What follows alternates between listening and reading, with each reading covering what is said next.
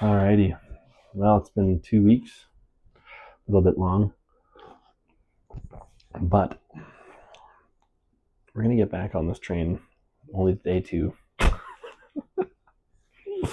2 weeks to make number 2. This is supposed to be daily, just so you know. Every day. I have been reading actually a little bit to myself out loud, but I just haven't been recording because of time. But it's funny, we had soccer tonight. It was a nice late game. It ended with the ref having a yelling match with one of our players because one of our players was frustrated, didn't make a call. Thoroughly entertaining. Genesis 2. Bear with me. This is very fine print. I have good eyes, but it's very fine print. I'm not the greatest reader. Here we go.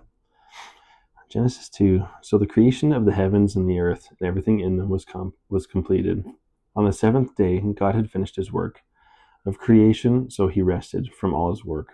And God blessed the seventh day and declared it holy, because it was the day when he rested from all his work of creation. I feel like it says the same thing like 3-4 times in a row. This is the account of the creation of the heavens and the earth, man and woman in Eden. When the Lord God made the earth and the heavens, neither wild plant nor grains were growing on the earth. For the Lord God had not yet sent rain to the earth, to water the earth, and there were no people to cultivate the soil. Instead, springs came up from the ground and watered all of the land. The Lord God had formed the man from the dust of the ground. He breathed the breath of life into the man's nostrils, and the man became a living person. Then the Lord God planted a garden in Eden in the east, and there he placed the man he had made. The Lord God had made all sorts of trees growing up from the ground, trees that were beautiful and that produced delicious fruit in the middle of the garden. He placed the tree of life and the tree of knowledge of good and evil.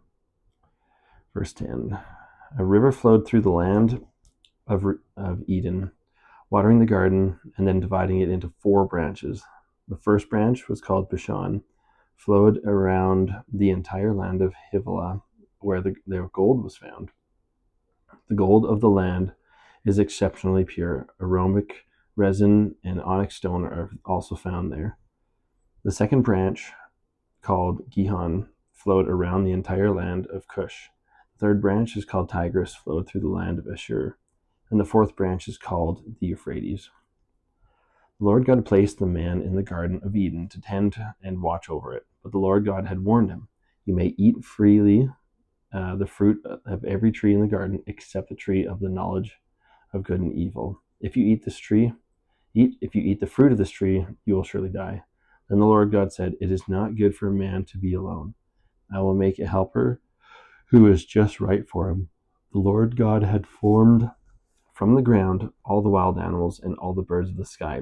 He brought them to the man to see what he could call them, and the man chose a name for each one. He gave names to all the livestock, all the birds of the sky, all the wild animals, but still there was no helper just right for him. So the Lord God had caused the man to fall into a deep sleep. While the man slept, the Lord God had took out one of the man's ribs and closed up the opening. Then the Lord God had made a woman from the rib, and he brought her out to the man. At last, the man exclaimed, "This one is bone of my bone and flesh of my flesh. She will be called woman, because she was taken from the man." This explains why man leaves his father and mother and is joined to his wife, and the two are united into one. Now the man and his wife were both naked, but they felt no shame. Thanks for reading with me, guys. All my millions of followers and subscribers. Make a comment, subscribe, like, or just listen to the beautiful sound